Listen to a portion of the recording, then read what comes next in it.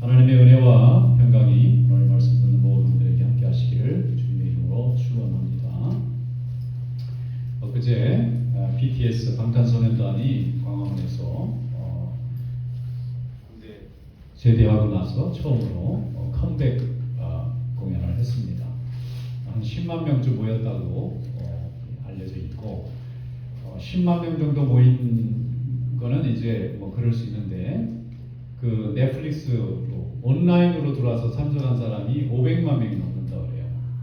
대단한 거죠. 그리고 그 사회자가 누구냐면 미국의 그 유명한 그 해밀턴이라는 분이 있어요. 그분이 이제 사회를 보셨는데 이분이 어떤 분이냐면 미국의 풋볼 경기할 때만 사회 하시는 거예요. 전국 이제 그 내셔널 풋볼 리그의 사회 아주 사회자로는 유명한 분입니다. 뭐 우리나라 옛날 분들이 뭐 변웅전 아나운서 뭐 이런 수준이에요. 이분이 또 이분이 거기만 보는 게 아니라 아카데미 시상식이나 오스카 시상식 할 때 꼭 사회를 봐요. 근데 이분이 이번에 와서 하는 얘기가 내가 세계에서 최고로 유명한 시상식이나 공연에 세 군데 다 봤는데 BTS 컴백 공연에 사회를 봤기 때문에 자기가 그랜드 슬램을 이뤘대요. 네 번인데 세계 유명한 4개의 시상식 그 공연, 뭐 공연도 길지 않습니다. 뭐 60분밖에 안 했으니까 긴 게 아닌데 전 세계 195개국에서 왔대요. 그 아미가 이제 그 약자인데요. 방탄소년단 그 팬클럽 이름이 아미입니다. 이 아이들이 뭐 와가지고 아이만 오는 게 아니더라고. 어른들도 굉장히 좋아하고. 그래서 이제 좀 한국이 문화적으로 굉장히 강국이 됐구나 하는 뭐 그런 마음도 있으면서 그 방탄소년단이 7명의 그 청년들이잖아요. 보이그룹 아닙니까? 우리 교회 방탄소년단 너무 좋아하는 팬이 있어요. 제가 말씀 안 드리겠지만 이분이 차 번호판까지 방탄이라고 써요. BATANG 이렇게 붙여가지고 다녀요. 누군지 찾아보면 아실 겁니다. 여기 저 주차장에 차 보면은 번호판이 방탄으로 쓴 사람이 그 사람이에요. 이렇게 좋아하는데 제가 이제 이번에 그 청년들을 보면서 마음이 좀 흡족했던 거는 저도 한국의 군대에 군필한 사람이지만 원래 한국에서 국위 선양을 하면요 그 군대 면대시켜줍니다. 법이 그렇게 돼 있어요. 그래가지고 올림픽이나 월드컵 이런 데서 메달 받잖아요. 그러면 뭐 연금도 나오고 스포상도 나오지만 제일 중요한 게 청년들에게는 군대 면제거든요. 그래서 이 방탄소년단의 국위 선양으로 말하면 뭐 비교가 안 되죠. 지금 어떤 사람하고도 그 뭐 한국의 그 공연으로 인해서 생기는 그 부가가치로 따지면 뭐 비교가 안 될 정도로 엄청난 나라에 유익을 주는데 그래서 이제 이 청년들이 이제 20대 초반에 시작했는데 이제 군대를 갈 때가 되니까 빼줘야 되는 거 아니냐 뭐 논란이 많은데 이 청년들이 멋있게 가겠다는 겁니다. 7명 다 갔어요. 그래 마지막에 다 간 다음에 마지막 멤버가 돌아오고 나서 컴백 공연을 3년 만에 된 겁니다. 그러니까 그 엄청난 팬들이 3년을 기다린 거예요. 이 완전체가 나와야지 한두 명 빠진 다음에 하는 건 모양이 안 좋으니까 그래서 이게 컴백 공연이 된 겁니다. 컴백 콘서트가 된 거예요. 그래서 정말 박수를 보내주고 싶더라고요. 뭐죠? 책임감. 혜택을 보고 특혜를 보려고 하는 마음이 없고 남이 다 가는 거면 나도 당연히 다른 나라에는 그런 의무가 없죠. 대한민국에만 모든 남자는 군대 가는 의무가 발생하지 않습니까? 세금의 의무도 있고 납세 의무도 있고 국방의 의무도 있고 뭐 여러 가지 의무가 있는데 이 친구들이 그걸 잘 지키는 거예요. 그래서 너무 대견하기도 하고 참 좋구나. 그러니까 더 칭찬을 받는 거예요. 어른들도 참 좋다. 조금 뭐 좀 기여하거나 공이 있으면 어떻게든지 혜택 받고 싶은 사람들도 있는데 그런 거 저희 안 하겠다고 그냥 군대 다녀오겠습니다. 2년 동안 가서 전부 현역병으로 군대 다 복무하고 그리고 그게 뭐죠? 그게 노블리스 오블리지 아닙니까? 지도자거나 많은 사람들에게 중요한 위치에 있는 사람일수록 더 책임을 더 많이 한다. 사회가 그렇게 되면 건강해지는 거죠. 힘이 있는 사람일수록 뺀다. 이러면 자꾸 어려워지는 거죠. 그런 면에서 그 공연도 공연이지만 저는 그런 면이 좀 대견하다고 할까요? 그런 마음이 들어서 참 책임감 중요하죠. 사람이 자기뿐만 아니라 자기 주변에 있는 모든 환경을 좀 건강하게 책임감이거든요. 책임을 잘 지는 사람 옆에 있으면 정말 든든해요. 저 사람이 끝까지 책임지겠구나. 그럼 뭐든지 할 수 있겠어요. 근데 책임질 것 같지 않아요. 얼마나 불안합니까 그게. 그래서 오늘은 오늘 말씀에 보면은 책임을 지고 싶은데 책임질 만한 힘이 없어서 책임을 못 지어서 우는 사람 얘기가 나와요.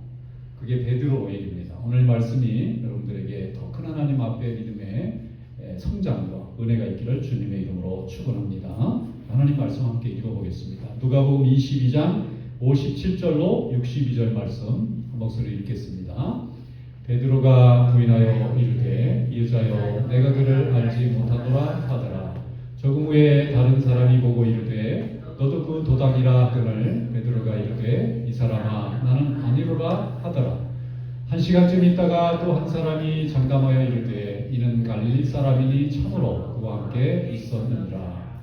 베드로가 이르되 이 사람아 나는 네가 하는 말을 알지 못하노라고 아직 말하고 있을 때에 닭이 곧 울더라. 주께서 돌이켜 베드로를 보시니 베드로가 주의 말씀 곧 오늘 닭 울기 전 세 번 나를 부인하리라 하심이 생각나서 밖에 나가서 심히 통곡하니라. 아멘. 예수님이 잡히시기 전에 최후의 만찬을 제자들과 함께 하셨습니다. 그리고 이 식사가 이 땅에서 하는 마지막 식사인 것을 아시고 예수님께서 제자들의 발을 씻겨주시면서 마지막 11번째 계명 10계명에 하나 더 붙여서 내가 너희를 사랑한 것 같이 너희도 서로 사랑하라 하는 11번째 계명을 주셨어요. 그런데 말로만 해갖고는 기억이 날 것 같지 않아서 행동으로 선생으로서 제자들의 발을 하나씩 다 씻깁니다. 그러니까 베드로가 거기서 또 튀잖아요. 다른 사람은 저 발만 씻겨주셨는데 저는 좀 달라야 되지 않습니까? 수제자인데 저는 목욕도 시켜주세요 그랬더니 예수님이 하시는 말씀이 이미 발을 씻은 사람은 몸을 씻을 필요가 없느니라. 그러니까 그게 씻는 행위가 아니고요. 주님과의 영적인 관계를 맺었느냐 하는 문제라는 것을 말씀하신 거죠. 그리고 나서 이제 만찬을 하실 때에 예수님께서 제자들에게 너희 중에 나를 팔자가 있다. 배신자가 있다는 거죠. 자기를 죽임에 팔아넘기는 자가 있다. 그러니까 뭐 난리가 났잖아요. 저는 아니죠. 저는 아니죠. 막 얘기하는데 베드로가 나서잖아요. 아니 누가 감히 우리 예수님을 판다는 얘기입니까? 그럴 수가 없습니다. 다른 사람은 다 버릴지라도 나는 예수님을 끝까지 지킬 겁니다. 죽는 자리라도 제가 따라갈 겁니다. 그렇게 말을 하니까 예수님이 베드로를 보면서 말씀하셨어요. 베드로야, 오늘 닭 울기 전에, 날 새기 전에, 다른 날도 아니에요, 내일도 아니에요, 오늘이에요. 오늘 네가 이 말했지만 네가 오늘 밤 나를 3번이나 닭 울기 전에 부인할 거야. 이렇게 얘기하니까 베드로가 저는 절대 그럴 일이 없습니다. 절대 안 됩니다. 제가 그런 사람이 아닙니다. 예수님을 얼마나 사랑하는데 그런 일이 있을 수가 없습니다. 라고 장담을 했어요. 그런데 만찬을 마치고 겟세마네에 가서 예수님이 체포되실 때 제자들이 다 도망갔습니다. 예수님을 잡으러 온 무리들이 얼마나 위세가 위협적이고 무서웠는지, 수가 많았는지 제자들이 다 뿔뿔이 도망갔어요. 그래도 베드로는 칼을 빼가지고 그 말고라는 대제사장의 집 종 이름이 거기 나와요. 성경에. 귀를 한쪽을 베요. 그건 뭐냐면 위협하는 거죠. 그 귀를 베버리니까 예수님이 칼로 선자는 칼로 망한다. 그러면서 베드로가 다칠까봐 이제 귀를 붙여주시고 칼로 사람을 해치는 일을 하지 마라. 그 칼로 도대체 자기를 지킬 수가 있습니까? 예수님을 지키기라도 한단 말입니까? 아무 쓸데없는 만용이잖아요. 그러다 괜히 베드로가 또 예수님만 잡으러 왔는데 베드로까지 잡아서 같이 죽어버리면 어떡하라는 거예요. 그러니까 예수님이 막으신 거죠. 그렇게 못하도록. 그래서 제자들은 다 도망갔는데 베드로는 따라가요. 그래도 양심이라면 양심이고 충성이라면 충성인데 여러분 지금이야 밤이 돼도 대낮같이 전등이 밝히고 전기가 있으니까 환하지만 고대 시대는 밤이 되면 아무것도 안 보이는 거예요. 횃불 정도 하나로 간신히 사람이 형체만 알아보는 정도고 가까이 가야 불을 가까이 대야 얼굴이 이제 인식이 되는 정도니까 그 어두운 실 같은 어둠에 예수님을 잡아서 끌고 가는 사람 뒤를 베드로가 따라가는 게 가능한 겁니다. 그리고 자기 신분을 숨기는 거예요.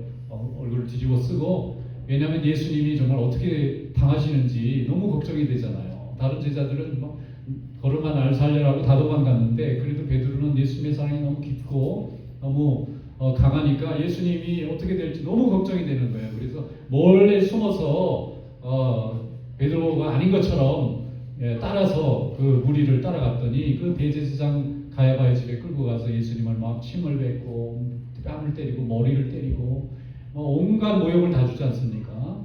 없던 죄를 막 만들어가지고 사형을 시켜야 되니까 온갖 죄를 거짓 증인들을 세워서 난리도 아니에요. 그러니까 베드로는 힘이 있으면 저걸 구출해 주겠는데 자기도 나도 예수님 편입니다. 그럼 같이 죽을 것 같고 예수님은 저러다가 죽임을 당하실 것 같고 너무 무서워서 그냥 예수님의 모습이 앞에 있는데 저 뒤쪽에 예수님 등 뒤쪽에 사람들이 모여서 거기에 이제 앉아서 추우니까 이제 모닥불을 켜놨는데 모닥불을 켜놓으면 열만 있는 게 아니라 빛도 나잖아요. 그러니까 같이 맞은편에 앉아있는 사람은 얼굴이 이제 인식이 되기 시작하는 겁니다.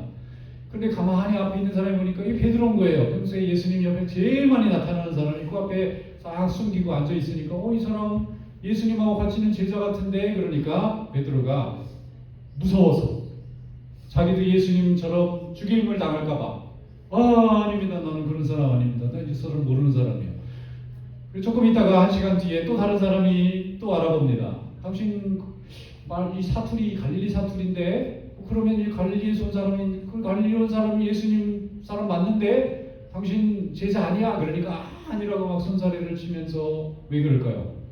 죽음이 두려워서. 사람은 누구나 순간적으로 죽음이 두려우면 거짓말하는 건 굉장히 자연스러운 현상이에요.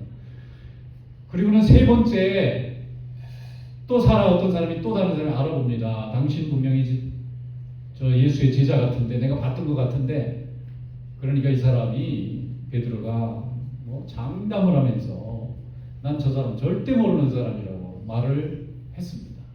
그 순간에 예수님이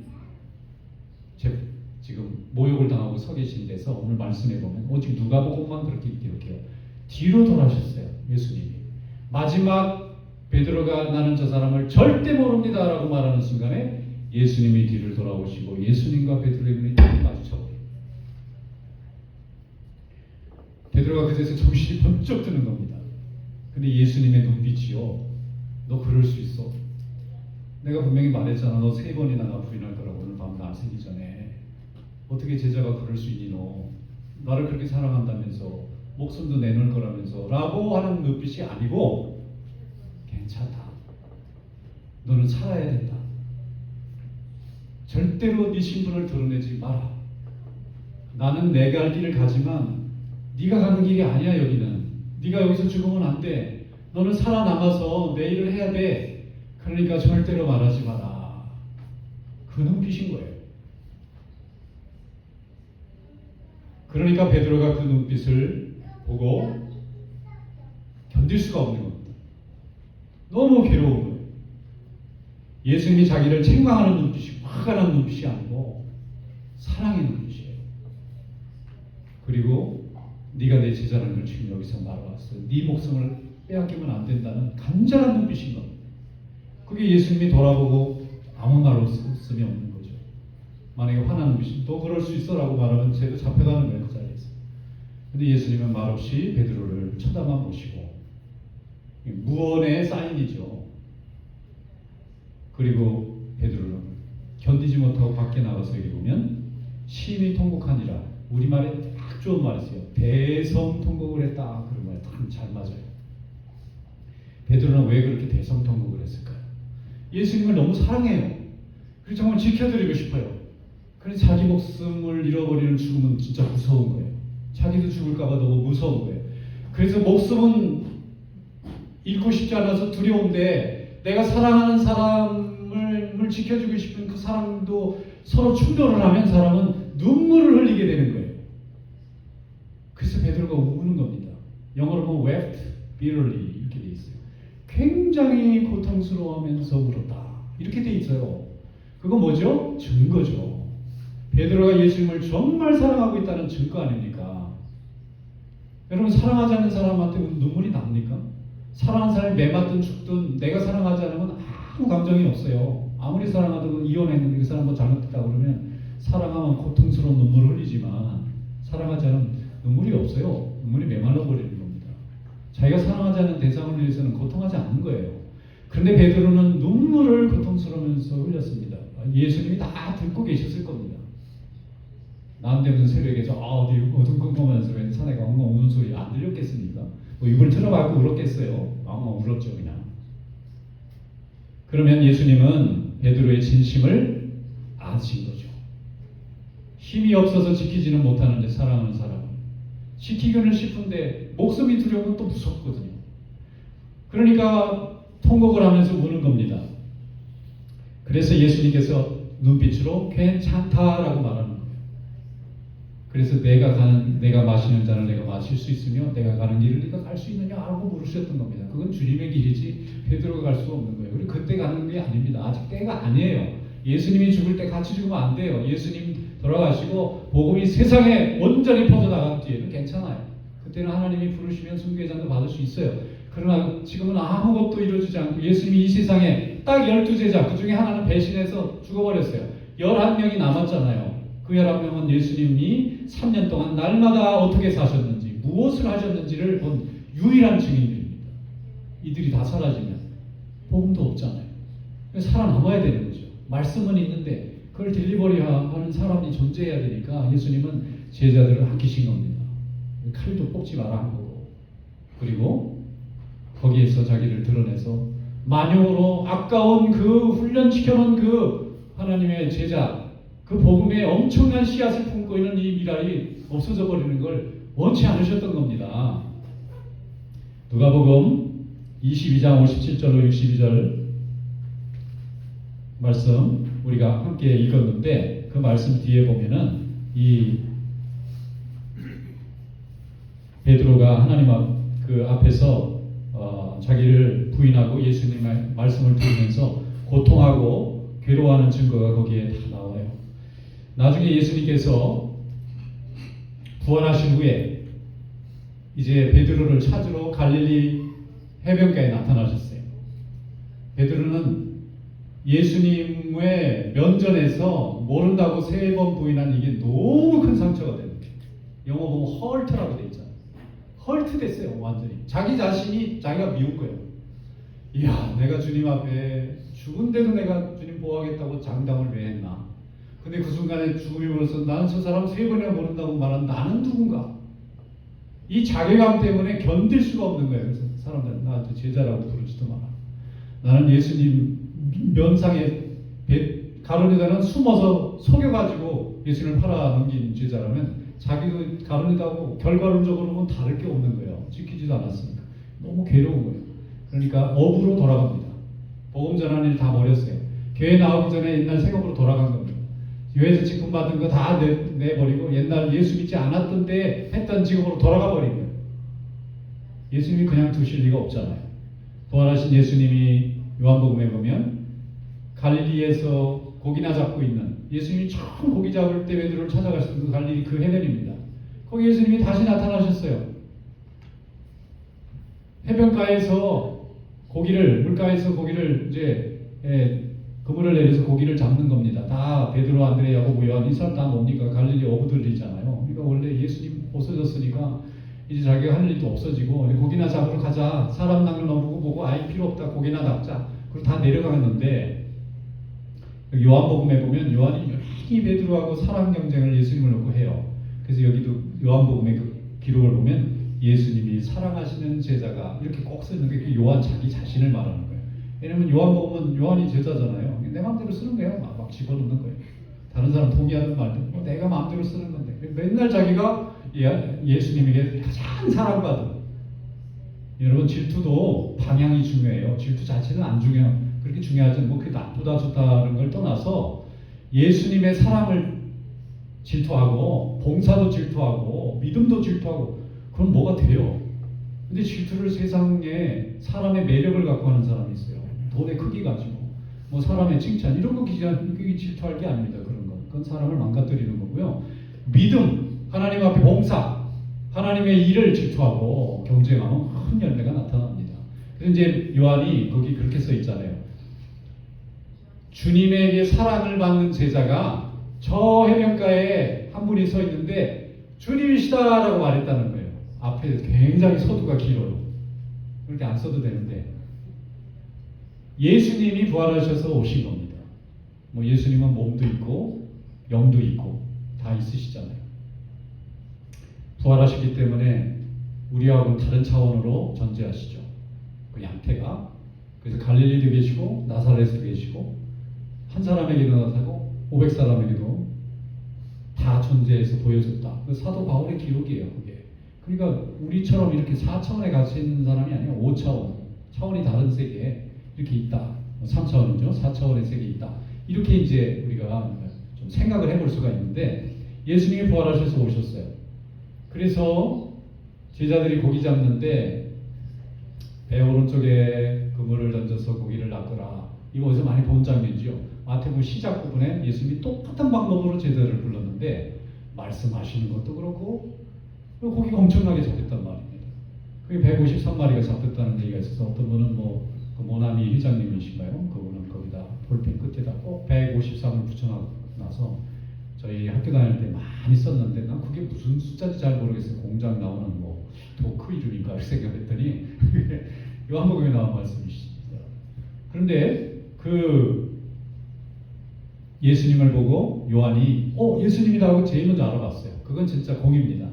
얼마나 예수님에 대한 사랑을 사모하고 원했으면 다른 사람은 못 알아보고 그냥 사람이 서 있고 남자가 서 있는 자다 정도는 대부분 인식했던 것 같아요. 멀리 바다에서 이렇게 바라볼 때 해변가에. 그런데 요한은 예수님의 모습, 말투, 걸음걸이, 분위기를 제일 먼저 알아본 사람이니까 확실히 예수님의 사랑을 구한 사람이 맞아요. 예수님이다! 그러니까 베드로가 우통을 벗고 앉아가지고 고기 잡는 일에 전념하다가 해변가에 서 계신 예수님 분이 예수님이라는 말을 듣고 한 행동이 여기 나옵니다. 어떻게 나오냐면 벗었던 옷을 도로 입어요. 그리고 예수님에게 가기 위해서 이제 뱃벌을 돌렸을 거 아닙니까? 그런데 못 기다리고 그냥 물속에 풍덩 들어갑니다. 그러니까 아마 물에 들어갔으면은 거의 이제 가까이 왔을 거고 이제 걸어갈 만한 거리였으니까 물에 내렸겠죠. 물론 수영을 했을 수도 있지만 그리고 예수님에게 제일 먼저 도착했어요. 나머지 제자들은 고깃배를 대고는 천천히 갔더니 두 분이 앉아가지고 고기를 구워서 드시고 계셨다. 그런데 예수님이 거기서 베드로에게 네가 나를 사랑하느냐를 세 번만 물으신 다른 얘기가 없어요. 또 그럴 수 있어? 어떻게 그러니 네가? 내가 너한테 보여준 사랑이었는데 네가 어쩌면 그래? 이런 얘기가 없고 예수님의 관심은 얘가 사역을 계속 할 건지 주일을 할 건지 그냥 먹고 살다가 세수기를 하다 끝날 건지 이게 중요하신 거예요. 그러니까 네가 나를 사랑하느냐는 이유를 묻는 게 너하고 나의 관계가 어떠냐 여전히 내 편이냐 네 편이냐 이걸 묻는 게 아니고 계속 일을 할래 안 할래 이걸 물어보시는 거예요. 주의 일을 계속 할래 그 직분을 계속 할래 봉사하는 일을 계속 할래 아니면 뭐 네 상처받았다 그러고 뭐 지금 뭐 환경이 안 좋으니까 그만둘려는 핑계를 꺼낼 거니? 라고 물어보는 거예요. 베드로는 생풀하게 대답합니다. 제가 주님을 사랑하는 것을 주님이 아십니다. 되게 말이 어렵잖아요. 저는 어릴 때 이 성경 볼 때 이분이 참 문장력이 너무 멋있다 이렇게 생각했는데 그게 아니고 진짜 그렇게 느낀 거예요. 베드로가. 그렇게 표현할 수밖에 없는 거예요. 제가 사랑을 주님이 아시잖아요. 그러니까 그날도 눈빛을 바라보고 말하지 마라. 네가 지금 네 정체를 드러낼 때가 아니다라고 말씀하신 거고 그리고 또 부활하시기에 제일 먼저 다른 제자들 많은데도 자기를 제일 먼저 찾아오셨고 이걸 뭐로 설명하면 좋을까요? 주님의 베드로에 대한 엄청난 애정의 행위잖아요. 우리 한국 사람은 입으로 사랑한다 말 잘 안 합니다. 그런데 그게 좀 불편할 때가 있죠. 오해하고 잘 빨리 사인 못 알아듣는 단점은 분명히 있는데 행동이 괜찮아요. 이 미국 분들은 뭐 사랑 아이러브가 많다 언제 보면 다 헤어져 있고 갈라져 있고 이상해. 그러니까 차라리 그렇게 하느니 사랑한다는 말의 무게를 좀 아껴가지고 진짜 이 말 안 하면 이 사람 죽을 것 같을 때 좀 쓰면 안 될까요? 그거는 우리식인데 뭐 어쨌든 뭐 자기 전통대로 가는 거니까. 그런데 예수님이 네가 사랑하느냐고 제일 무거운 말을 꺼내신 거예요. 네가 나를 사랑하느냐. 세 번째는요. still 여전히 네가 나를 사랑하느냐 이렇게 물어봐요.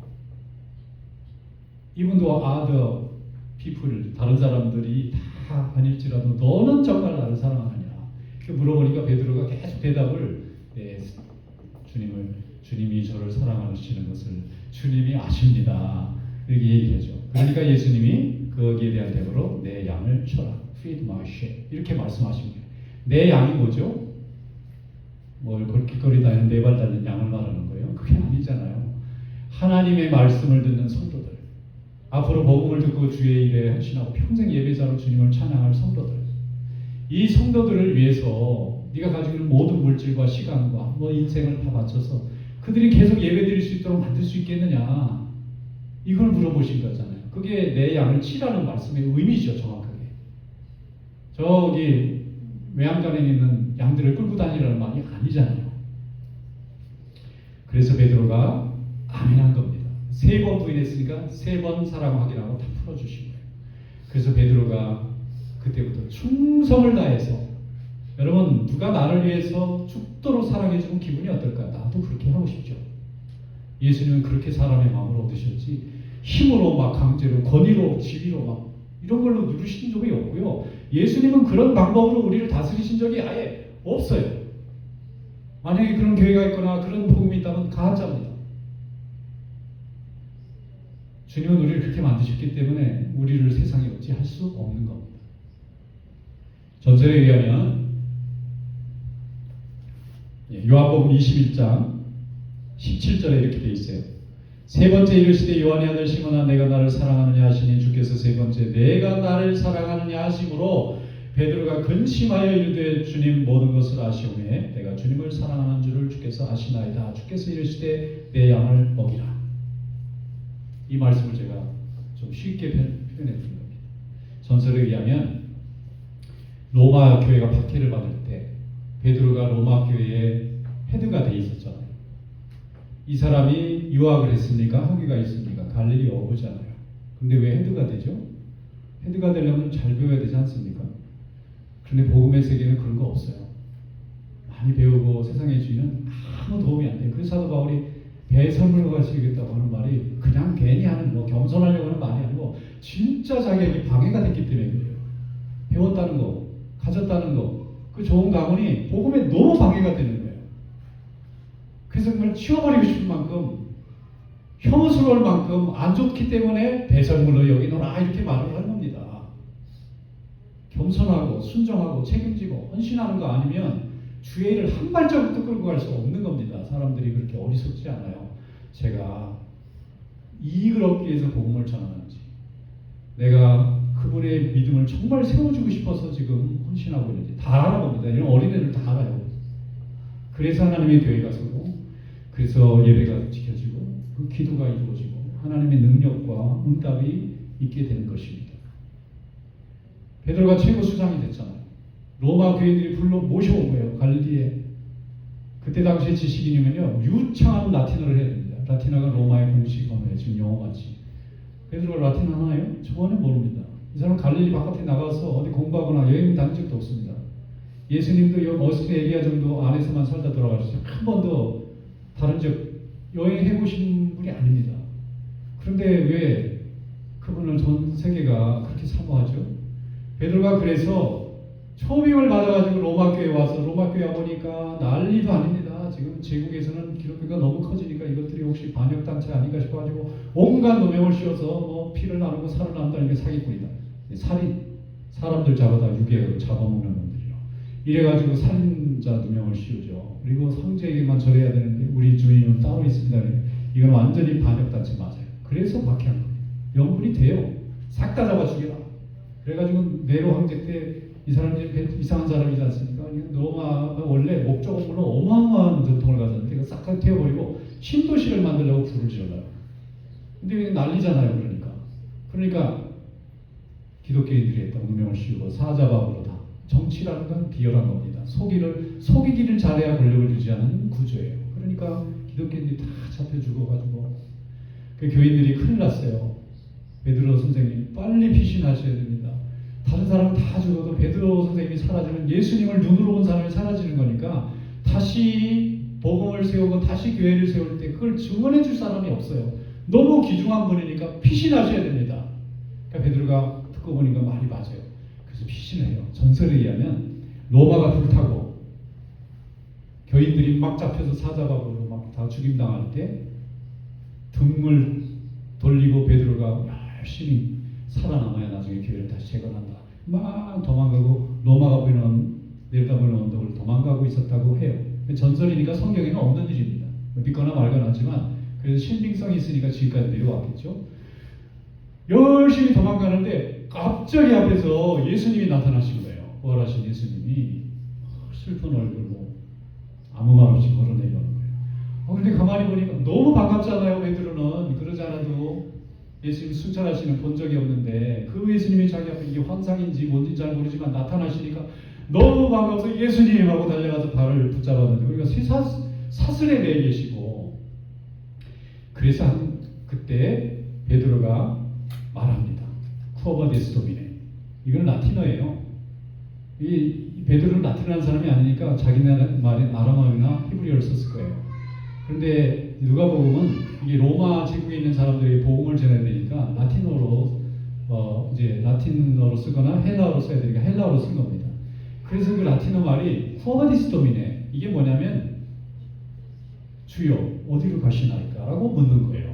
그래서 그걸 가지고 영화도 만들고 그래서 우리가 보기도 했는데 주여 어디로 가시나이까? 이렇게 물어본 겁니다. 그러니까 예수님께서 베드로야 나는 네가 버리고 가는 로마를 구하러 간다. 이렇게 말씀하셨다는 거예요. 그러니까 베드로가 또 한 번 대성통곡을 합니다. 여기서. 그렇구나. 예수님은 지금 저렇게 박해받고 죽어가는 저 백성들을 구하러 또 그때처럼 또 짐을 지시고 내려가시는구나. 이제는 내가 해야 되겠구나. 이번엔 내 차례구나. 그리고 감을 잡은 거죠. 직감. 이번에는 나의 희생을 원하시는구나. 알겠습니다. 나머지는 주님이 맡아주실 걸로 믿습니다. 주님이 교회도 다시 세워주실 걸로 믿습니다. 이 백성들이 다시 이 땅의 교회를 지킬 걸로 믿습니다. 이제 저는 미랄이 되고 싶습니다. 돌아서서 내려가서 잡혀서 죽습니다. 그런데 조건을 하나 붙였어요. 나는 주님이 십자가에 달려 돌아가셨는데 나는 감히 주님처럼 똑같이 죽을 수 없으니 뒤집어서 나가달라고. 뒤집어서 죽어요. 그 영화 잘 보시면 거꾸로 박혀 있어요. 성경을 정확하고 그 역사를 정확하게 고증을 해가지고 그 사람이 감독이 만든 거예요. 그게 뒤집어서 죽어요. 여러분, 사랑은 거짓이 아닙니다. 그리고 사랑이 진심이면 반드시 열매 맺습니다. 그런데 거짓이기 때문에 열매가 없는 거예요. 고린도전서 13장 7절로 8절에 말씀합니다. 모든 것을 참으며 모든 것을 믿으며 모든 것을 바라며 모든 것을 견디느니라. 사랑은 언제까지나 떨어지지 아니하되 예언도 패하고 방언도 그치고 지식도 패하리라. 오늘 이 하나님의 사랑이 여러분들 가운데 살아 역사하는 아름다운 사랑의 열매가 이루어지기를 주님의 이름으로 축원합니다. 기도하겠습니다. 거룩하신 하나님 감사합니다. 오늘도 우리가 하나님의 크신 사랑을 입어 하나님 자녀되고 죄와 상황과 심판을 다 벗어날 수 있도록 도와주시고 오늘 주님께 감사함으로 예배할 수 있도록 인도해 주셔서 감사합니다. 우리를 위해서 희생하시고 보혈을 주신 우리 예수 그리스도의 크신 사랑을 받은 자답게 이 땅의 모든 죄인들을 사랑하며 또 하나님의 영광을 나타내는 귀한 성도들이 될 수 있도록 은혜 내려 주시옵소서. 예수님의 이름으로 감사하며 기도드리옵나이다. 아멘. 찬송가 151장 찬송하겠습니다.